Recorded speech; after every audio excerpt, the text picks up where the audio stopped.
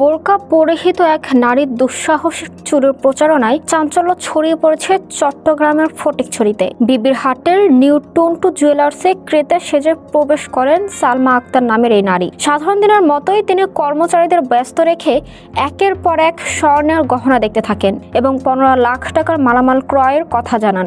তবে আসল উদ্দেশ্য ছিল ভিন্ন, যা দোকানদারের সিসিটিভি ক্যামেরায় স্পষ্টভাবে ধরা পড়ে। যখন গহনার বিল করার প্রস্তুতি চলছিল, ঠিক তখনই তিনি নিজের বোরকার পকেট থেকে মরিচের গুঁড়ো বের করে কর্মচারীদের চোখে মুখে ছিটিয়ে দেন।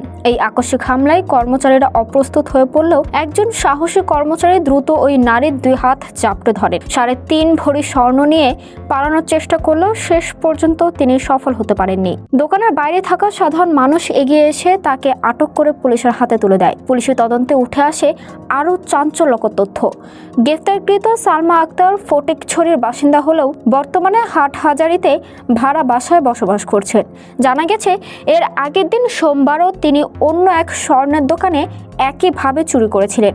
অভিনব কায়দায় এমন অপরাধের দৃশ্য সামাজিক মাধ্যমে ছড়িয়ে পড়লে নেটিজেনদের মধ্যে তীব্র প্রতিক্রিয়া সৃষ্টি হয়। বর্তমানে পুলিশ এই নারীর বিরুদ্ধে মামলা দায়ের করে তাকে আদালতের মাধ্যমে কারাগারে পাঠানোর প্রক্রিয়া শুরু করেছে। Detail news 24।